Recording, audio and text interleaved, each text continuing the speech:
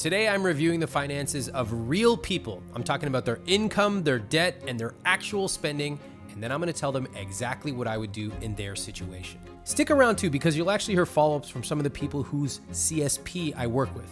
Now, if you'd like a chance for me to look over your finances in a future video, go to iwt.com/submitcsp, which I've linked for you in the description below. But for now, let's get started, starting with conscious spending plan number 1. Here's what I know about this person. They are in Denver, Colorado, 30 years old, single parent with 1 child, and they are a middle school teacher. Their name is Casey, and Casey said, ever since I read your book, I paid off $13,000 of credit card debt, built an emergency fund, started a college fund for my daughter, as well as invested in the S&P 500. My next big step is I'd like to buy a house because it's been my dream for a long time. I'd like to be an inspiration to other Latina women and for the single parent community as a single mom who is successful. I want to secure my child's future, feel fulfilled personally, and use this townhouse as a rental in the future, assuming I remarry. I've also been traveling very heavily for the past 2 years. I'm filling out this form from Japan as we speak. Okay, hold on a second. So I'm going to look at these numbers. I'm going to do it with an open mind, but I just want to say, do you notice the contradictions in this question? So this person wants to buy a house because they want to be a single mom who is successful. Well, KC, I think from what you're telling me, you're already successful. If you want to buy a house, I'll see if your numbers will support that, but I just want to emphasize, you don't have to own a house to be successful.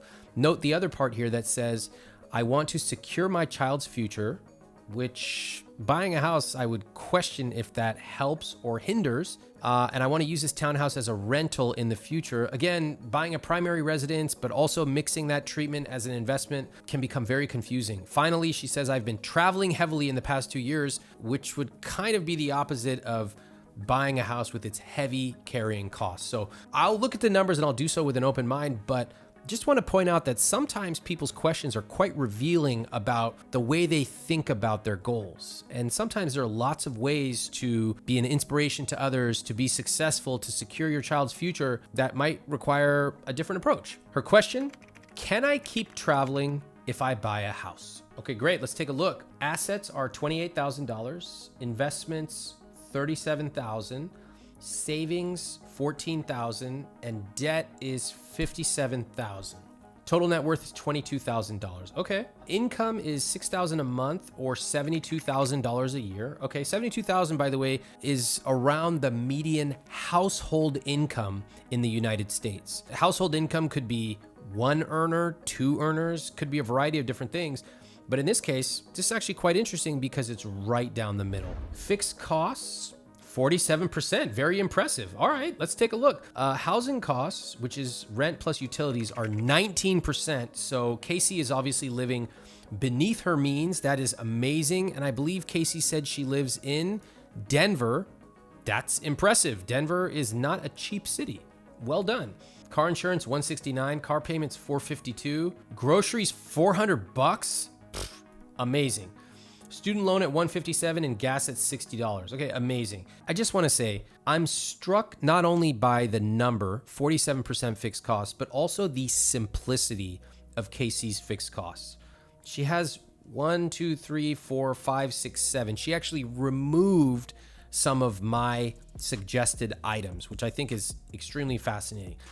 I probably think she's undercounting some of this stuff. You know, especially if you have a child, there are unexpected expenses that come up, doesn't matter how old they are.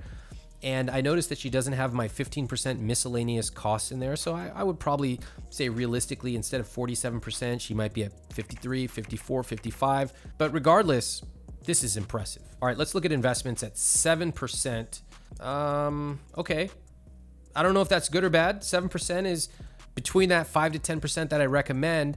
And particularly being the case that she's earning $72,000 and she's 30 years old, I don't mind it. It means that she has opportunity to grow that number as her income increases. She could keep that number at 7%. She could also do what I highly recommend people do, which is at the end of each year in December, you do a full annual Rich Life review and you simply increase that number by 1%.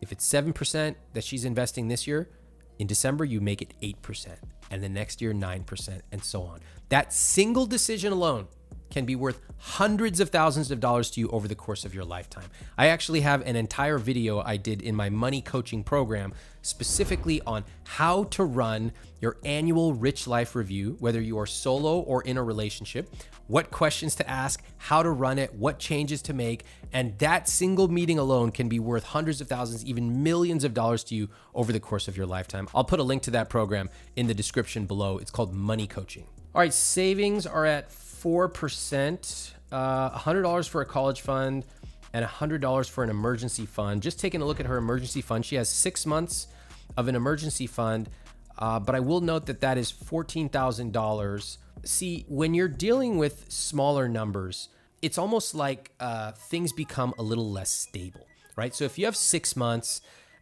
with an income of $150,000, that's a broad financial base. But it's kind of like if you put your feet together and someone pushes you, you're very likely to stumble and fall down. Whereas if your feet are put shoulder width or broader apart, if someone pushes you, you have a little bit more stability.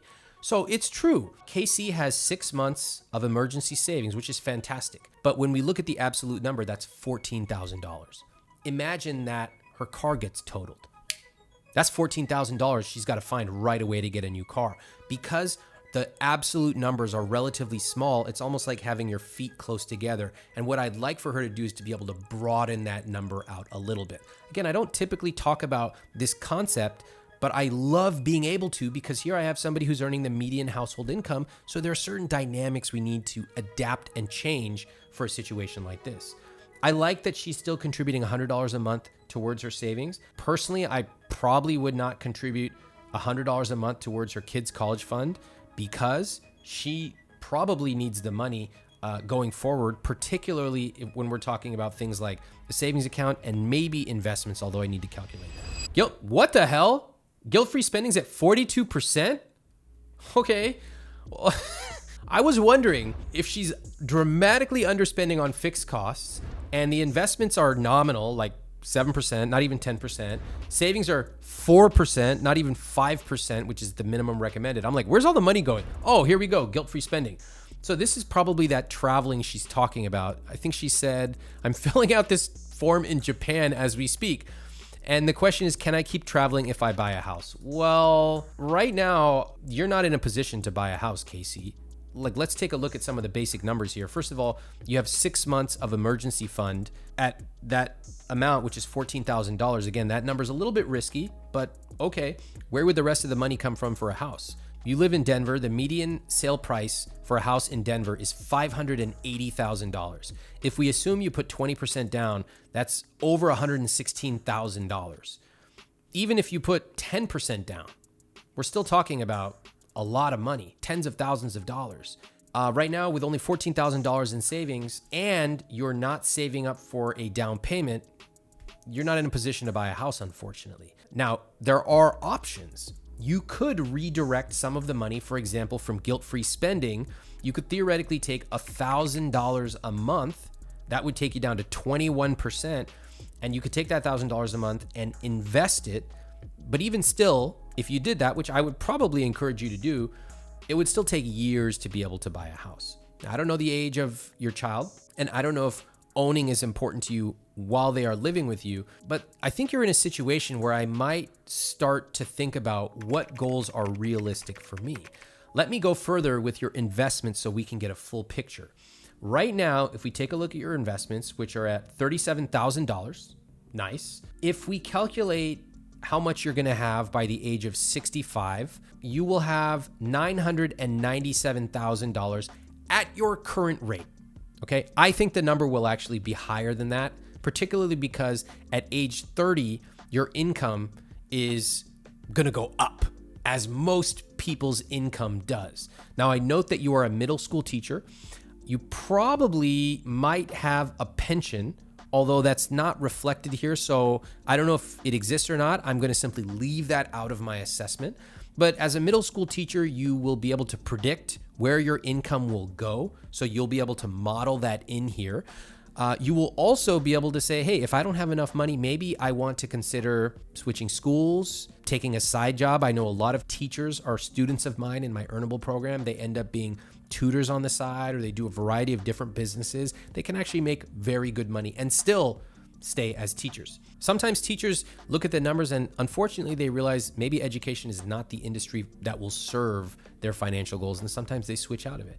Now, I have a lot of love for teachers, especially public school teachers. My own mom was a public school teacher, and I went to public school all the way, elementary, junior high, and high school. So I am a lover of public education, and I desperately want for more talented people to become teachers. Let's take a look at the investments. We know that as it currently stands, you're going to have $997,000 when you are 65. The question is, what does that mean? That's just a number. It's a big number. People hear this stuff all the time. We want to apply the 4% rule just as a basic guideline, which tells us that 4% of $997,000 is the amount that you can safely withdraw every year, knowing that you will be safe and you will not run out of money before you die. Now, how much does 4% get you per year? And the answer is $39,896. That's about half of what you are currently making, 55% to be precise. So KC, I think that this raises a lot of questions for me. Right now, I would say you are not on track to be where you want to be. And the question of, can I keep traveling if I buy a house, might not even be the right question. I don't see a way for you to immediately buy a house anytime in the next 5 years. Again, I hate to be somebody who seems like I'm putting a damper on it. What I'm really trying to do here is to show you how to be analytical about your own money. As I always say, in order to live a rich life, we got to be honest with ourselves, honest with the people around us. It's not a bad thing that you cannot buy a house within 5 years. This is a very common thing, particularly right now when houses are historically unaffordable. That's one of the reasons that I'm out here talking about build more housing. We need teachers to be able to afford housing so they can live in the same cities that they teach in. So I hope that that changes. It probably will not change immediately in the next 5 years. So let's accept reality and make a plan. Right now, you're not saving any money towards buying a house. And even if you did, based on where you live, it will be very expensive. So if we accept that, we have a couple of options. One, you could toss everything aside if you say, my number one goal is to buy a house. We might be able to find a way to do it. You might buy a small apartment. You would probably have to cut back dramatically on your guilt-free spending. You might give yourself $200-300 a month and take all the rest of that money, roughly $2,000 a month, and invest it. And after 5, 10, X years, you would have enough to put a down payment. It would take all of that money and put it into this one apartment or very small house. And I think if you were to actually look at that, you would realize, gosh, why am I sacrificing all my travel, all my guilt-free spending? Why am I doing all these things just so I can buy a small house, one that I don't even really like? Another approach is you say, hey, I want to buy a house. I don't want to give up all my spending. Another approach, candidly, would be for you to switch industries and make more money. Now, you're a teacher. You might ask, what are the other options I have for my career? How much more could I make? And if I made, let's say, instead of $72,000, $90,000 or $110,000, what could I do in terms of taking that extra money and investing it? How would that affect my ability to buy a house in 5, 10, 15 years? Again, that is an analysis you could run. That's one of the things I teach in my Dream Job program, how to find that dream job. Realistically, most people do not want to change their entire industry just to get a house 15 years from now. I almost never see people making that decision. So another option is if you accept that you are not currently on track to buy a house, you go, okay, well, what if I just keep renting? What are my options? I probably need to be saving money each year for potential rent increase. Typically, people assume a 3% increase in rent per year, although especially in the last few years, it's gone up quite a bit. Some years it also goes down. If I were in your situation, I would be carefully monitoring the rental market, and every time the market looked soft, was flat, or went down, I would be negotiating the hell out of my rent. That's exactly what I did in Manhattan. My rent went down 4 times in 11 years, but it didn't just magically happen. I had to go there, present the data, and negotiate my rent. Remember, landlords are not going to bend over backwards to just give you free money. You need to leverage your power as a tenant. You also need to be aware that sometimes they might say, no, in fact, get out.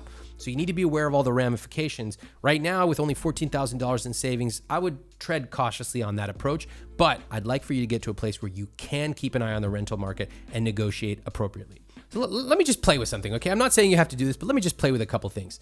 I'm gonna take the $100 a month you're putting aside for your kids' college fund, and I'm going to instead invest that for you. Why? Because your child has a lot more time, you have much less.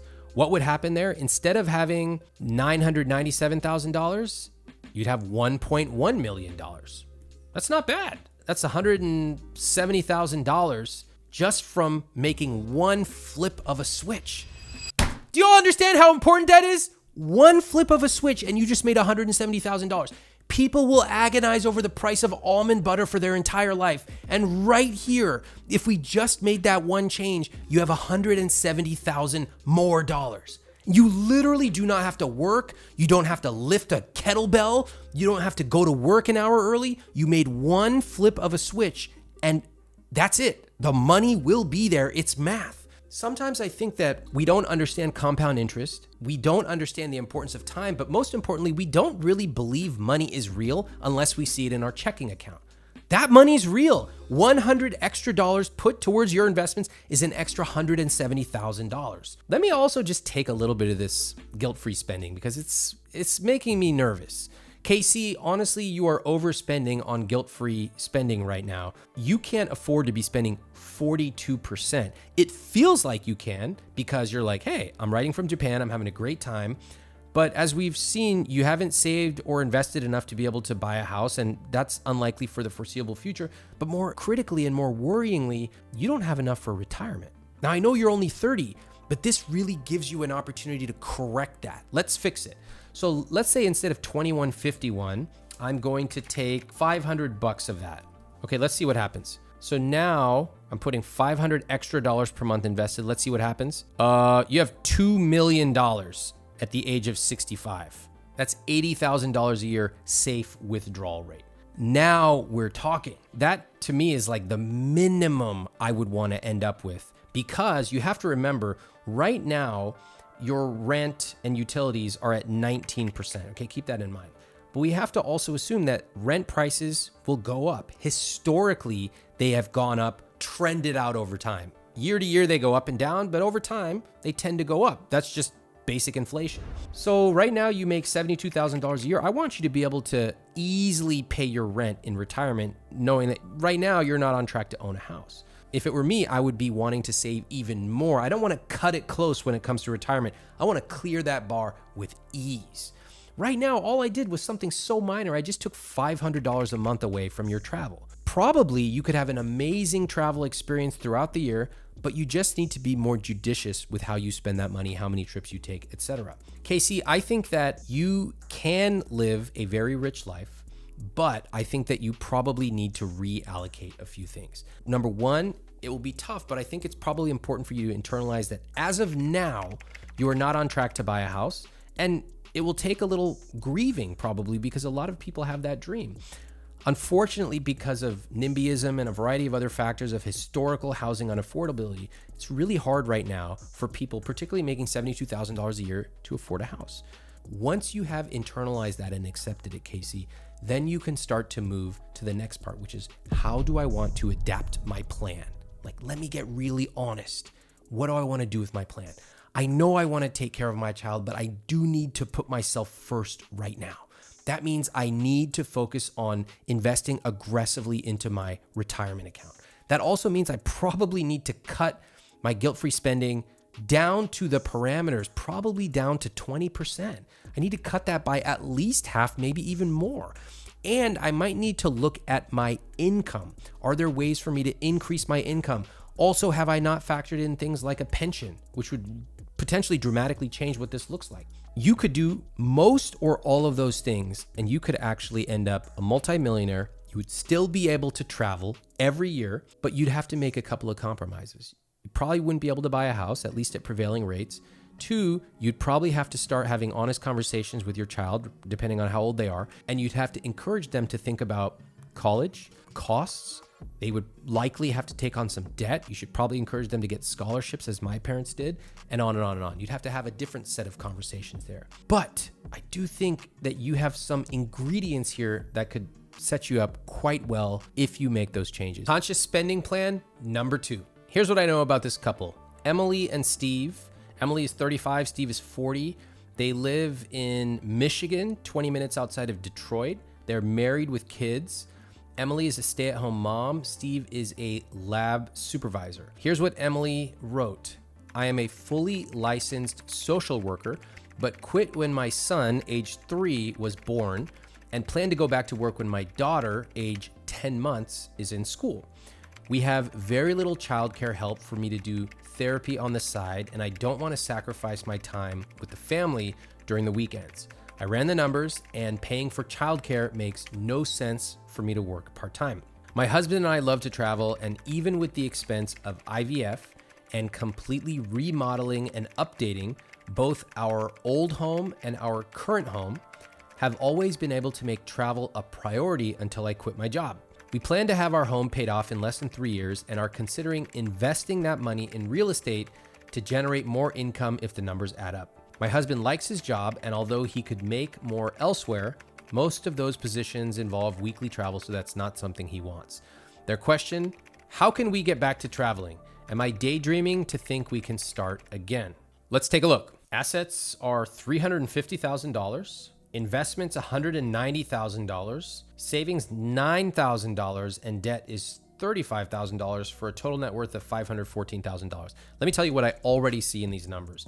First off, assets are hard to say how meaningful that is. Probably a house. It's hard to say how impressive assets are because I could have $80 million of assets, but have $81 million of debt. So just assets alone doesn't tell you much. You need to know the full picture. But the investment part is pretty impressive. Of course, I need to know their income. Again, if they make $1 million a year and they only have $190,000, that's not impressive. But in general, having $190,000 invested at age 30, 35 is impressive. More importantly, it shows that they can continue to invest consistently.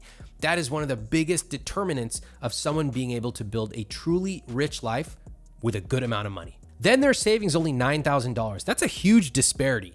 For a couple that's invested $190,000 to only have $9,000 strikes me as a little interesting. And I'm going to dig into that when I see their income and their savings rate, but already my antennae are going up on that. Debt at $35,000. I don't know what that means. We'll take a look. Wow. Gross monthly income is $9,000. Now I remember that Emily used to be fully employed. So obviously when she was employed, they were probably able to save more money. The reason I just reacted that way is it would be very difficult to invest $190,000 at this age with only $9,000 a month of income or $108,000 a year. That's impressive. They've done a good job. Some couples could do it if they started investing early and consistently, but this couple did it. Good job. Their net is about half of what they gross. Okay, that's where the investment's coming from. They're probably maxing out 401k, etc. That's just a guess. Fixed costs are at 67%. That's high. I typically recommend 50 to 60%. Sometimes that number creeps up to 62, 63%, but above 63, certainly above 65, I start to go, what's going on here? And when it's at 67, the good news is that's in the universe where we could probably get it down to 60 if we needed to, particularly if I spent a couple hours with them on my podcast, we could work through it, or they're in my money coaching program. But 67 is also pretty high. It typically means if something goes wrong, you're in big trouble. And I don't ever want to get that close to the line with my finances. Let's take a look. What the hell? Where'd they say they live? 20 minutes outside Detroit? Their mortgage is $500. Damn. Utilities are $320. Their housing costs are 9% of gross. Wow. Nice job.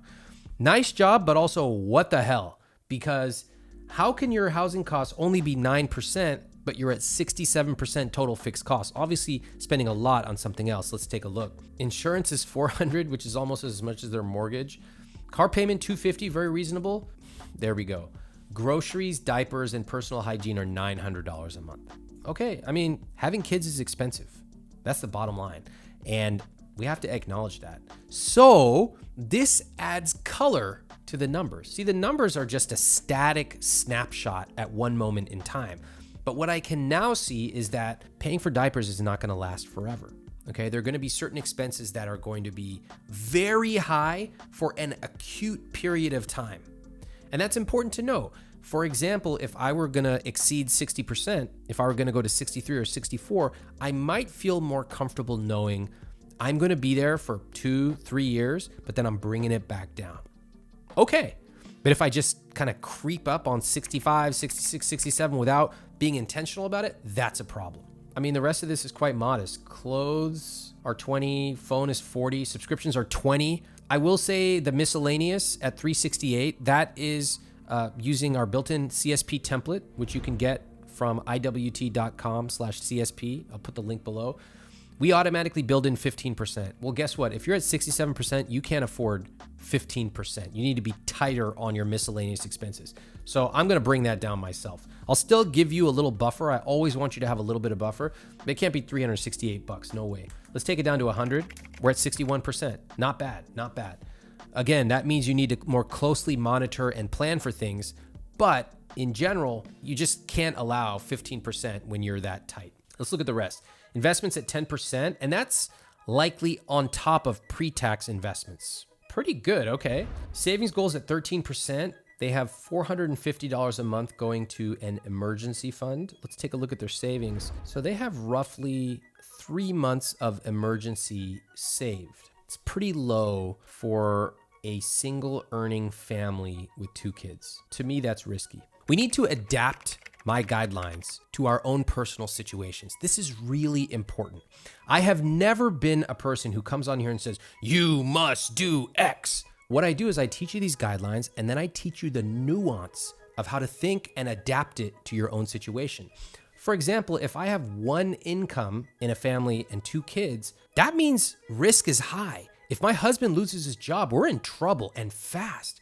So that means I probably need to prioritize an emergency fund. I never want to wait until my back is against the wall to make a decision. Another couple that makes, $400,000 a year, and their expenses can be flexed pretty easily. 3 months of emergency fund might be perfectly fine for them. Okay, you need to be able to understand the theory behind my guideline and then adapt it for your own needs. Now, I understand the trade-off I'm making because it's much easier if I just tell you what to do and then scream at you when you don't do it, shame you for not spending money exactly as I spend it, and then tell you that you can safely withdraw 8% and make 12% in good mutual funds. I understand that that is an easier way to live life. I prefer to show you how the numbers work and then trust you to adapt those to your own personal scenario. In this case, I think your emergency fund is way low. I would prioritize that. I'm glad you're putting $450 aside, but that's going to take you years to double. Gifts at $50, okay. And your guilt-free spending is at $690, which is 16%. Let's look at the question again. How can we get back to traveling? Am I daydreaming to think we can start again? There's one more piece of information I need to know, which is, are they on track for retirement? In 25 years, their investments will be worth $1.3 million.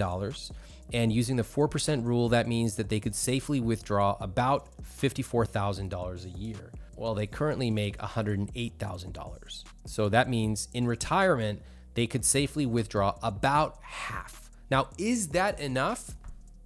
That's a difficult question. Probably their house will be paid off, so they could save, about $10,000 a year on expenses, but that's a pretty big drop in income. Can you imagine going from making $108,000 and how that makes you feel to suddenly only making $54,000 a year? A lot of people would find that very stressful, even if they don't have diaper expenses and even housing expenses. A lot of people are not rational robots who sit there and look at their spreadsheets all day. They look at how much is in their checking account, and then that's how they determine how to feel about money. Okay, that's it.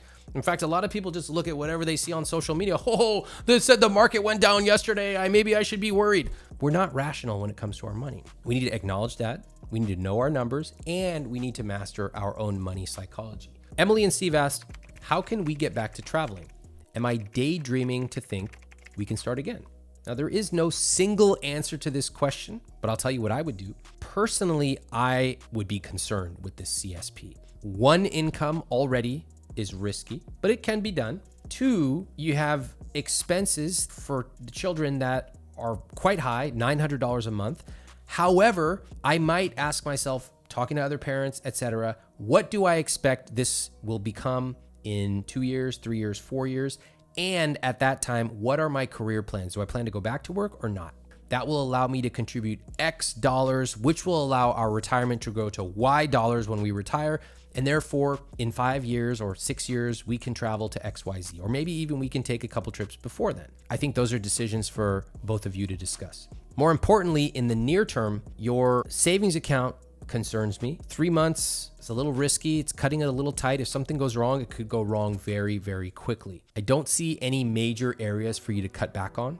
I did tighten up your miscellaneous expenses, but when it comes down to it, if you truly wanted to travel more, then one suggestion would be to simply look at the income side of it. It's clear that you can control your expenses. I have no doubt about that. If you were, for example, to make an extra $20,000, $30,000 a year, whether it be through a side business, a part-time job, Steve changing his career, etc., that would provide quite a bit of breathing room and relief. It would allow you to quickly fill up your emergency fund much quicker than it's going right now. It would allow you to invest more aggressively. At this stage, even an extra $200 or $300 a month would make a big, big difference. $500 a month would be considerable. And you could also start putting money aside every single month for an annual trip that you wanted to take. So those are my conclusions. Again, there are other people who would be much more risk seeking. They would say, yeah, go for it. It's fine. Figure out the rest later. I personally want you to be set up so that you're comfortable today, living a rich life today, but also on track to live an even richer life tomorrow. And that means sometimes you have to be able to say no when something won't work for the foreseeable future. Thanks for writing in. I wonder where Emily and Steve are going to be a month after implementing my suggestions. Let's hear from them now. Hi, it's Emily and Steve. As far as what we are doing to try to change things, Steve has worked on negotiating a raise at work, and I am planning on taking on a couple more clients. So in total, we're probably looking at about an extra $400 to $600 a month that we will be putting towards our savings account. I kind of ran the numbers, and it looks like probably in about a year, we should be up to the 6-month emergency fund amount. With our retirement, I didn't include our pre-tax, so running the numbers with Ramit's calculator, it looks like we should be okay as far as retirement goes. I plan on going back to work full-time probably in about 4-ish years. So of course we'll put more towards retirement and savings by then, but our hope is that in the next 2 or 3 years, we can start putting a little bit away towards vacation. A little disappointed that we can't do it yet, but we know it's a goal to work towards in the future. Emily and Steve, thank you so much for that follow-up. I really appreciate it. All right, before we move on to the next conscious spending plan, I'd love it if you do me a favor, hit that subscribe button and turn on notifications so you don't miss out on any of my new money videos. Conscious spending plan number 3. Here's what I know about this couple. G and N live in North Idaho. G is 37, N is 38, married, no kids. G is a grants coordinator and N is an elementary school teacher. Here's what they wrote in. We are both extremely risk averse and default to low risk, high yield investments. G manages all household finances. We made significant contributions to our brokerage account last year to catch up. We've maxed out traditional IRAs every year, and G was in a nonprofit field with no retirement for years. Significant amounts in cash are primarily around because of high yields in non-brokerage accounts and cost to buy into the market. And they wrote, no, not trying to time the market, just finding the right time to buy in. What the That's timing the market. Hold on, why is it that every single time people go, I know you shouldn't time the market, comma, but, and then everything they say after the word but involves timing the market. Do you guys understand what timing the market is?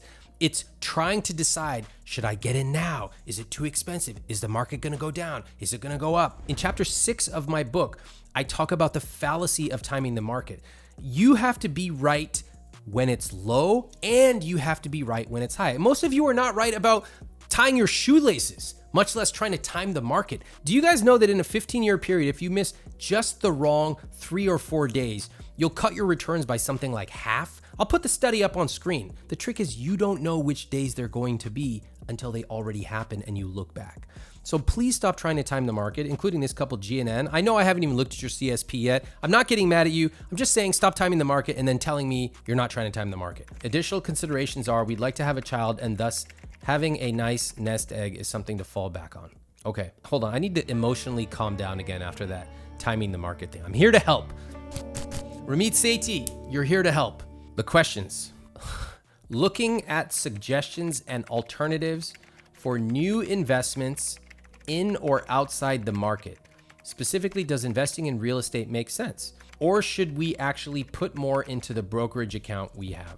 All right, let's take a look at the CSP. Assets are $420,000. Investments are $277,000. Savings are $227,000. And debt is $196,000, which is a house and 2 car loans, small car loans. Total net worth, $727,000. Remember, they're 37 and 38 years old. So far, so good. Gross monthly income is $10,532 or $126,000 annually. Great. Net is $8,100, fine. Fixed costs are at 67%. What? I'm kind of surprised by this already because they have a lot of investments, a lot of savings. So why they have so much in fixed costs? I'm curious about that. Housing is only 16%. Okay, so where's the rest of it coming from? Car payments, 2 car payments for a total of $550. These folks are driving a Honda Civic. I love it. Debt payments, none. Groceries, $800. Oh, they put in miscellaneous at $2,000 a month. Rounded up for miscellaneous items. Listen, guys, y'all know how you have a junk drawer in your kitchen? Does everyone have it, or is it just Indian people? Every Indian person has a junk drawer, okay? I don't know if this is like a universal thing or just an Indian thing. The point is, you don't just have one junk drawer, then it expands to 2 and 3, and you're like, this is so disorganized, and that's how I feel about $2,000 a month in miscellaneous costs. Come on. We got to break this down a little bit. I'm not the guy who's over here talking you to count the price of your broccolini, but $2,000 a month, that's a little bit much. It becomes a little disorganized. And I guarantee you we could cut like 30% of that like that if we knew what that is. So this is my video, so I get to do whatever I want. So I'm just going to cut that down, because if you have disorganized shit for me, then I get to clean it up. 2,000 becomes 1,500. Goodbye. We're down to 61%. How did I do it? Who knows? I just typed it in and the numbers reflected it. Fix your shit and you won't have me coming around and reorganizing all your stuff. Investments are at 14%. They are contributing $1,167 to investments. Great. And possibly more, although I think this is probably a safe assumption. That's good. All right, cool. That's a 14% investments. Fantastic. When I say 5 to 10% minimum, I prefer that you invest more, especially early on in your life, because every additional percent that you invest early on, particularly in your 30s, that turns into tons and tons of money. If anything, I would rather have you be aggressive in your 20s or 30s. Make that number 10, 11, 12, 14, 16% if you can, and then dial it back. Later on in life, maybe you get a mortgage, maybe you have kids, etc. But the money you already put will just compound and compound and grow and grow. I have videos on the power of compounding. The point is, if you can invest early on, you set yourself up for a fantastic life later on. Not everybody can do it, but if you can, like this couple's doing in their 30s, fantastic. Savings goal, 1%. What? Oh, that's because they have $227,000 in savings. Yeah, you don't need to save anymore. You're fine. Interesting though, not to be flippant, but when you save a lot of money over many, many years, at a certain point, you're like, oh, I don't need to save for an emergency fund anymore. I can take that money and redirect it. Oftentimes people redirect it to investments. Oftentimes, if they're in the position where they've maxed everything out, they're like, oh shit, what is that guy, Ramit Sethi? What does he say about a rich life? Maybe I need to put it in guilt-free spending. Maybe I need to travel a little better, stay at a nicer hotel, eat out more often, hire a nanny, and on and on and on. So good. They don't need to invest for an emergency fund. I still put some money aside for saving because I think it's helpful to have some disciplined items that you are working towards, some milestones. Even if you have enough money, you still want to be having something you're working towards. It also just forces you to have this discipline of what is it that I'm working towards and do I have my automation set up? Again, as I always say, keep the factory running. And their guilt-free spending is at 24%. Okay, this is an interesting CSP. It's different than what we normally see. Let's take a look at their question again. Looking at suggestions and alternatives for new investments in or outside the market. Specifically, does investing in real estate make sense, or should we put more into the brokerage account we have? I note that they don't ask any questions about should we spend some money to make our life easier? Should we try a different restaurant? Should we invite our parents to come stay with us for a while, or have a friend's trip, or buy a round of drinks, or tip 30%?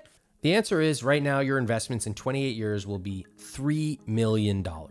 That's fantastic. That means you're going to have $120,000 per year, which is great. That's right around what you are making, a little bit less than that. I suspect that because you're young, you will actually increase your investments. You also have $227,000 just sitting around. You could literally take $50K of that, drop it right into an investment account, and watch and see what happens. In fact, I'll just simulate that for you right now. So instead of $277,000, which you have, if you just took $50,000 out of your savings account, which is just sitting there, basically it's earning fine money, but it's not earning what it could be invested. Instead of 3 million, you'd have 3.3 million. And if you took 100,000 out of that 227 and you invested it, you'd have 3.6 million. So my advice for GNN is you asked about looking for alternative investments, which to me sets my antenna off. It's a huge red flag already. The easiest thing you could do is take the strategy you're already executing on that is working for you really well, take the extra money you have sitting around in a savings account, and just decide what amount of that do you want to put in investments. You could take 50 or 100K. It would not change your lifestyle one bit, but it would be worth hundreds and hundreds of thousands of dollars to you down the line. Now, I think the real question here is, what is your rich life? You're going to be able to be financially successful. You already are. Your net worth is $727,000. So there are things to ask. Maybe you really love real estate. If that's the case, you could take some of that $227,000. You could probably use it for a down payment on one or multiple properties, depending on where you want to buy. You would need to understand the implications. You'd probably need to learn a lot about all the different costs and how to profitably run this real estate property or properties, but you could do it. If it's me, I've thought a lot about investments and my rich life. My rich life is having my money grow with very little time spent on it. I don't want to be tracking things. I certainly don't want a tenant calling me. I don't even want to deal with a property manager. I don't want to go to Home Depot or any place like that. I don't even want to touch the hand of a plunger for the rest of my life, okay? That's how little I want to do with that. Alternatively, you may want to travel more. You may want to plan to have kids, which may affect timing, etc. There's so many things to consider. But in general, the fact that in your question, you openly say to me, hey, we are very risk averse. We default to low risk, high yield investments, and G manages the household finances. I would say there's a lot of things that I could improve or suggest improving here. First, G should not be managing all household finances. That is a recipe for disaster. Both people need to be involved in your monthly money meeting. You need to know your numbers. You need to both understand at least the basics of investing, how it works, where's your money going, why, etc. Right now, you don't just want one person doing it. If that person gets hit by a bus, the other person is screwed. Next up, I really want you to have some serious conversations about what's our rich life. Right now, it feels like you're playing catch up. You're playing defense. Notice what you said. G was in the nonprofit field for years with no retirement. We had to catch up. We have significant amounts of cash because of high yields in savings and cost to buy into the market. Like, you're worried about what happened in the past and you're worried about what might happen in the future. Is the market going to go up? Is it going to be too expensive? Right now, it's too much. Take all that stuff out of it. Serious investors are not thinking about the things you just said. You need to turn the page. You need to take an honest assessment of your numbers and say, like, wow, first of all, let's celebrate. We've done really well. Even though G didn't have retirement for many years, we have invested aggressively. we're on track to have $120,000 in safe withdrawal income by the time we retire. We're not losing. We've already done a great job. Now let's talk about what we want to do. Do we want to eat out more? Do we want to pay a little bit to make our life easier? Do we want to get Hulu? What do we want to do? And once you start talking about that from a position of possibility, it's going to become clear what to do with your money. Candidly, I think just from the way you've written the question, I think you should probably take a vacation or a staycation, go to a concert, something that really feels good for both of you. Then figure out a way to spend just a little bit of money consistently every week or every month in a way that makes both of you happy. I would suggest having guilt-free spending for each of you. If you haven't already split that 24% out, each of you should have some individual guilt-free spending and then some joint guilt-free spending. And I will give you a little link to something that I think will help you a lot. My journal, the I Will Teach You to Be Rich No Numbers Journal, is really helpful for individuals or couples who want to start thinking about what their rich life is, but they find themselves playing small or living in the spreadsheet. So get that journal, get 2 copies for the 2 of you, go through it together. It's going to be enlightening. And please let me know what you decide to do with your money and with your rich life. Hi, Ramit. We appreciate the suggestions. A large chunk of our miscellaneous goes to our fur babies. I also itemized travel costs and other things in there when I filled out the budget, but we will definitely work to cut junk out of the miscellaneous. Appreciate your thoughts on our investments. You're right, we can't time the market, and I am not a serious enough investor to even try. Even before we reached out, my wife and I were planning on putting some of our excess savings into the market. I am glad that is a feasible option to you as well. We really love the idea of working towards a milestone. Our budget tends to steer us toward a certain path. And I love the idea of integrating new ideas and goals into our plans. We have started to integrate your idea of monthly money meetings into our routine, and we are turning this into a priority. Remember, if you'd like a chance for me to look over your spending in a future video, go to iwt.com/submitcsp, and I'll also link that in the description. I hope this video gives you a new perspective on taking control of your money and helps you on your own path to creating a rich life. And now check out this video to watch more.